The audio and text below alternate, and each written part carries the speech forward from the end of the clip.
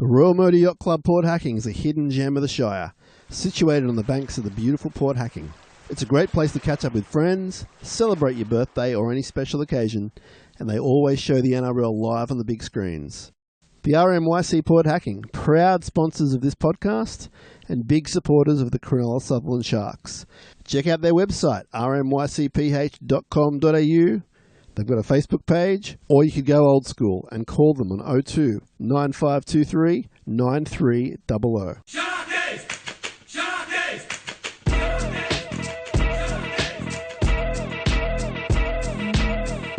Fafita tries to crash his way over, he does! Fafita got the ball over the line! And to all you people back in the Shire, turn your porch lights off because we're coming home with a trophy.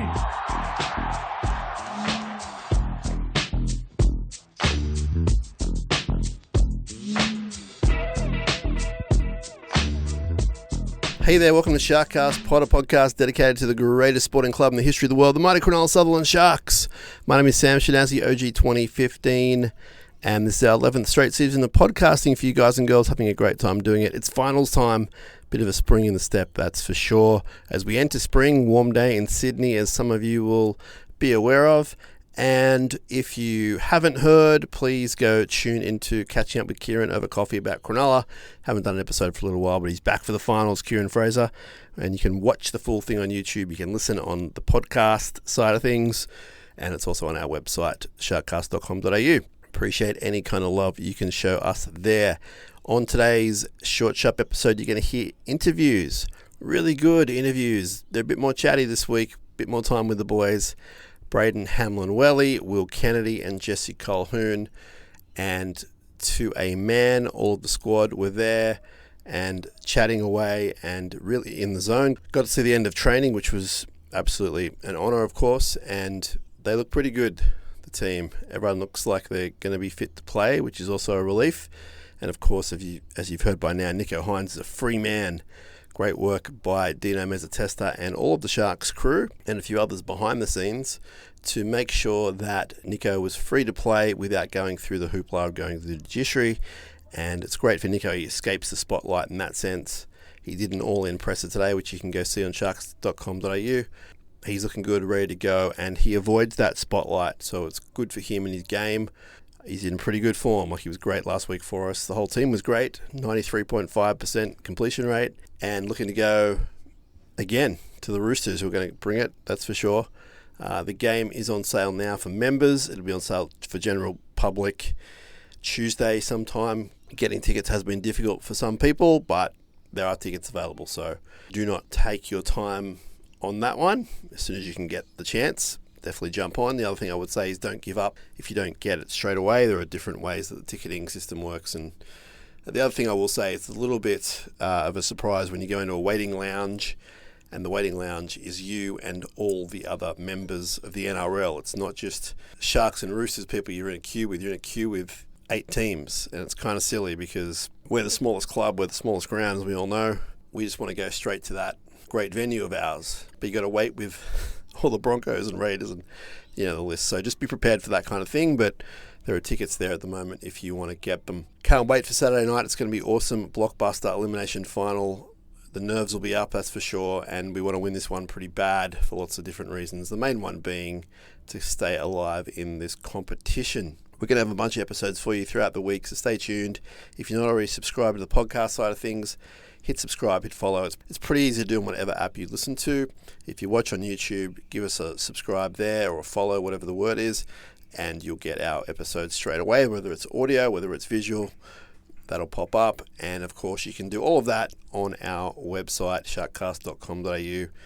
And we appreciate all the love and support you guys and girls give us. It's an honour and a privilege for us to do this. And it certainly keeps us busy, that's for sure. Busy week in SharkCast land.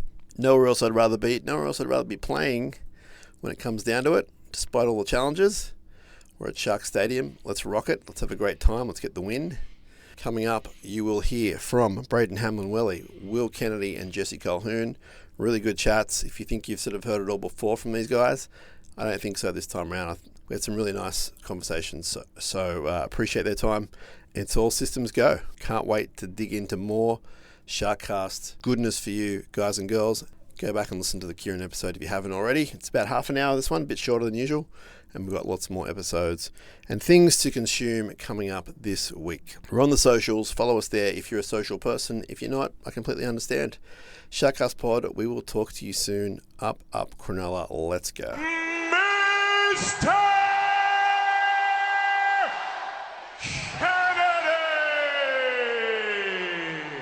Will Kennedy, welcome to SharkCast Pod, regular on the show. Appreciate your time always. Am I right in saying that the last few final series that you've entered, you've been either injured or coming back from an injury or missing games? Is that right? Yeah, towards the end of the season, you get a couple of niggles, and then I missed the last home final here against the Roosters. I actually didn't play that, so yeah, it's fortunate that we're coming up against the Roosters again. So yeah, it's good. Bit of a revenge, which is great. We do know Nico Hines has been freed. He's a freed man, which is exciting for everyone at the club, especially him, because it's, he's really deserved to be in the spotlight, and it would have been a shame for him not to play. Obviously, we believe in our backups. We saw on the weekend Acco have an amazing game. But we're excited he's going to play. We're going to have everyone except for Cam McInnes pretty much. How are you feeling going into the big game?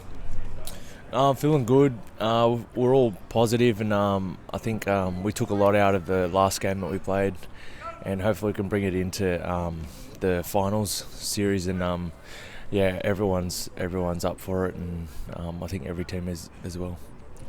Can I ask you about the completion rate? Like, we were at 93.5 or something crazy, right? Like, amazing. I looked it up. It's the best we've had under Fitzgibbon as a team. Now, obviously, every week you go out as a team to try and complete. And the coach says, what's the difference between doing that and being at like 80 or 75? Like, what is it? Like, how does it happen? How do you get into such an amazing, where you don't complete 3 sets out of a whole game? How does it happen? I think just building your game on just completing those earlier sets. Once you find your rhythm, start going live and just kicking it back and forth, both teams. So I think if we're doing that, that completion rate is pretty high. So it's something we got to focus on. It definitely worked for us on the weekend. So we're going to keep moving forward and aim even higher. Yeah. I have to admit, I thought it was a meaningless game, right? And I know that's disrespectful to you guys who work so hard. I get it. This is your job. But legitimately, I thought it was a meaningless game.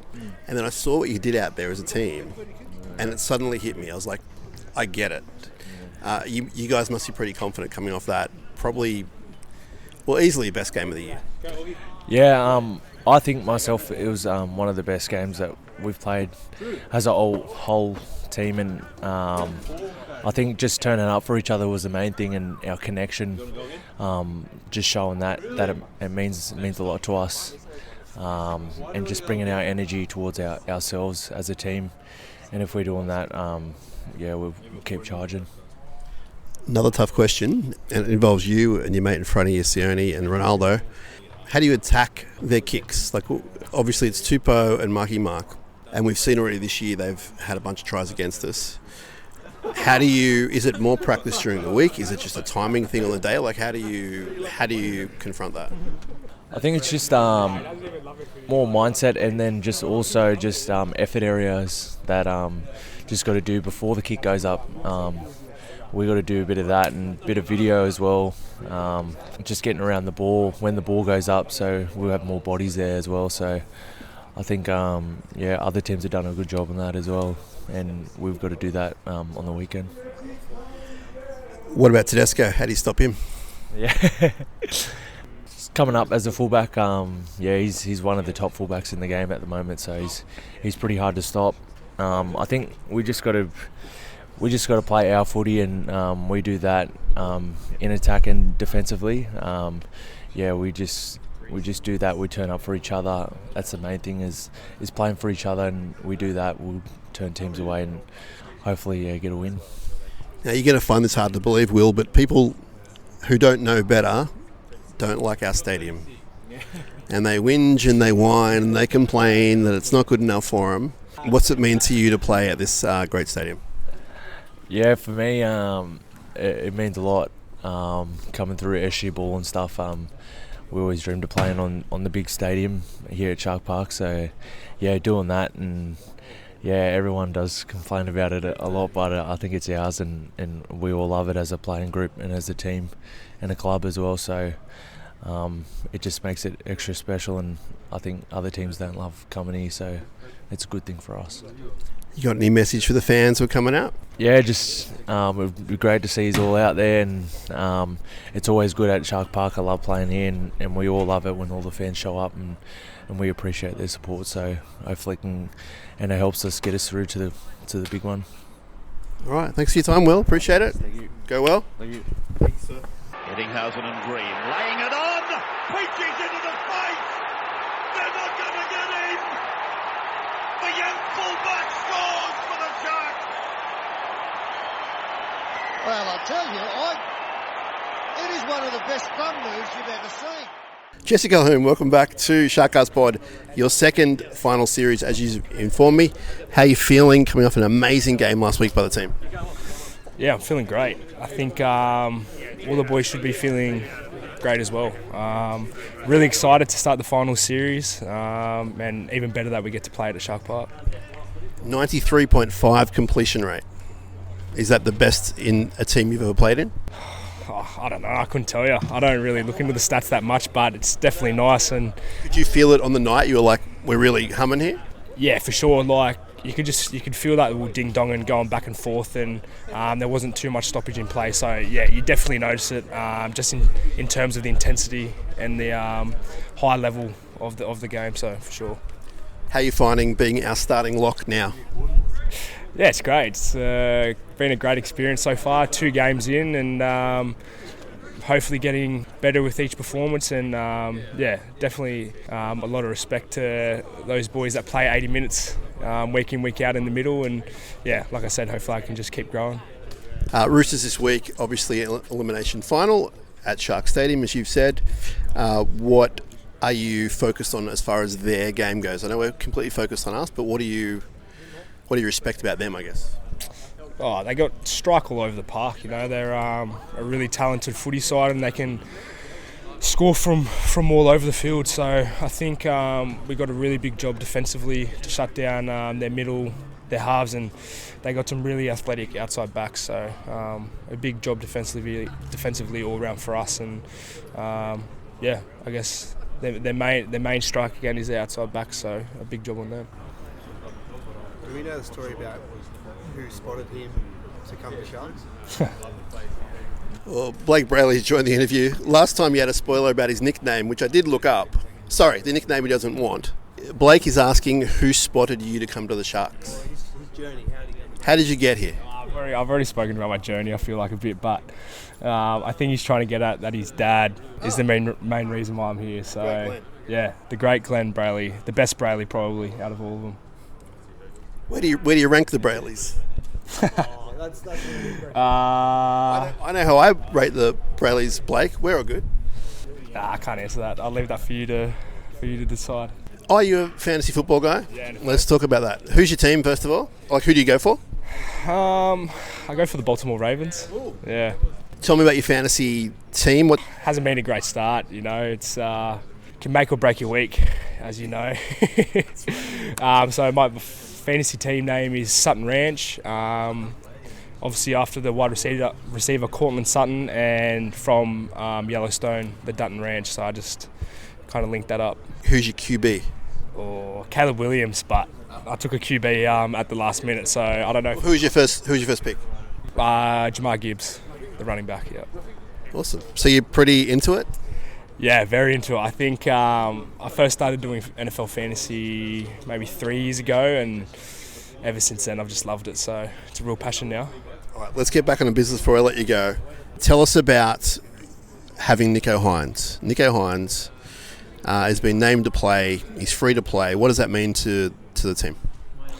It's enormous. You know, his name's Nicho Hynes, and I guess every team would love to have a player of his calibre in their team week in, week out. And again, you know, for him to be able to play is enormous for us. He's such an inspiration, and he leads us around. So yeah, you know, we would have been right without him. But it's even better that he's able to play, and yeah. Thanks for your time, and go out and be the monster that you are. Thank you. Thanks, brother. Appreciate it. Thank you. Miller.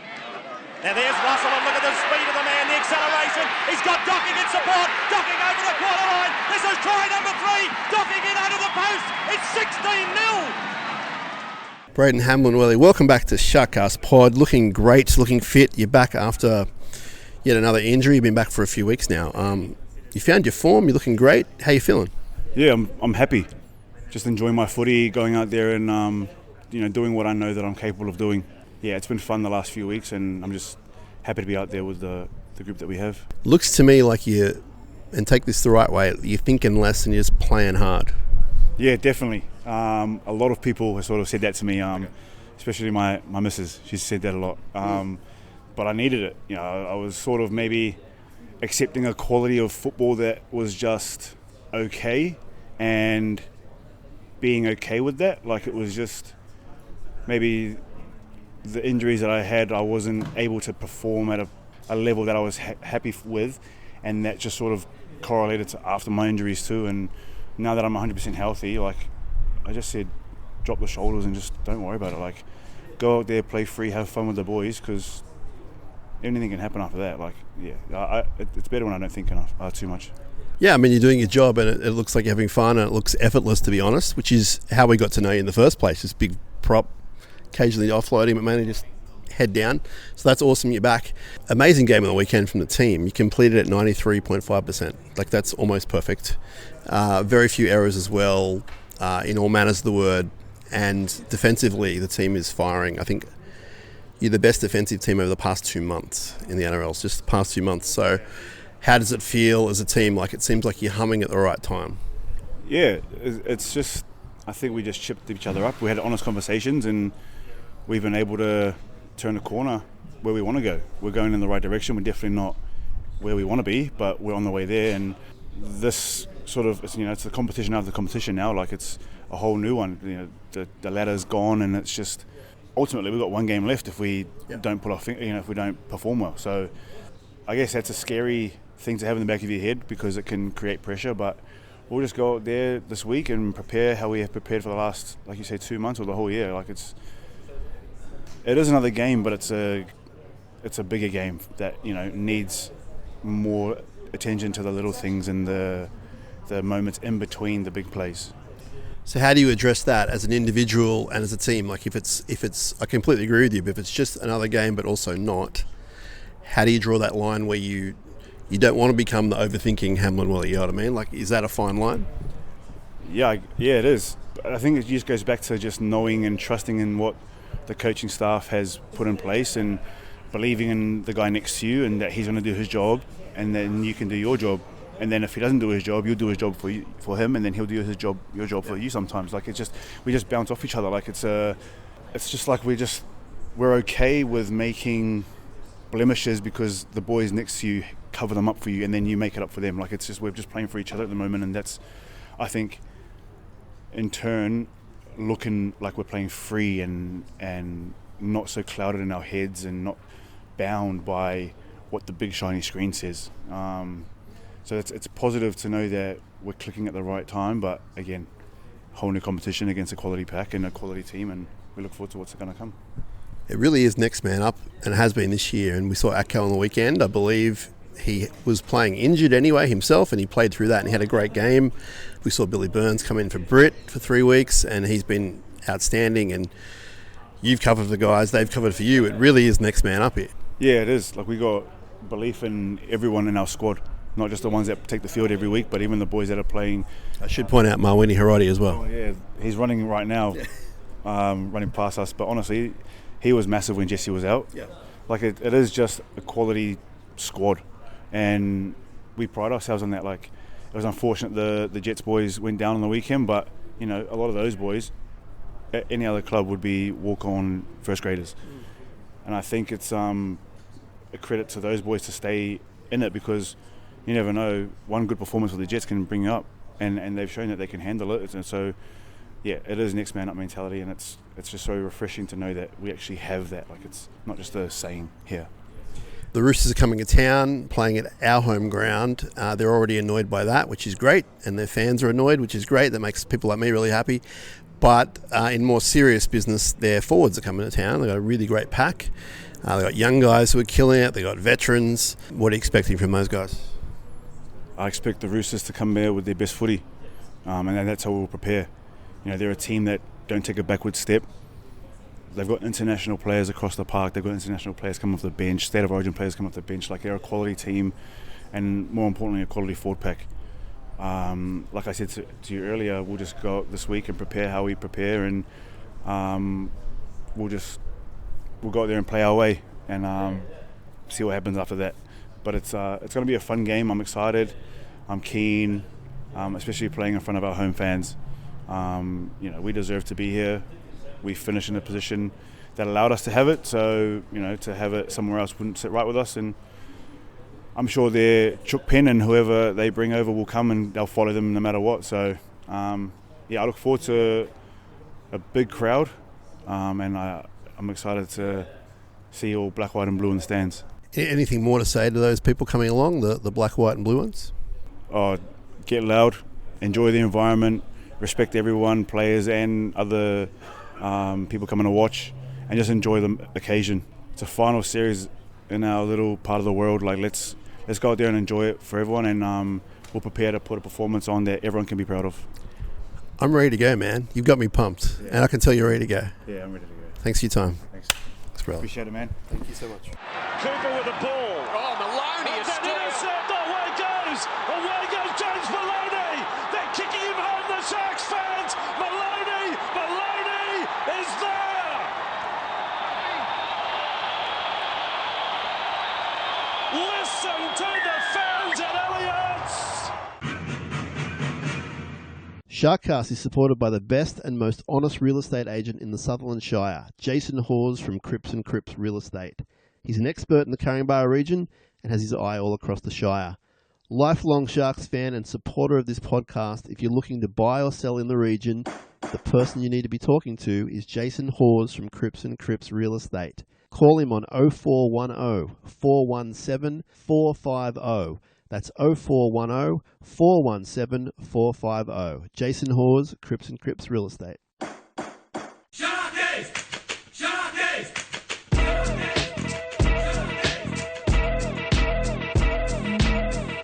Fafita tries to crash his way over. He does! Fafita got the ball over the line! And to all you people back in the Shire, turn your porch lights off because we're coming home with a trophy.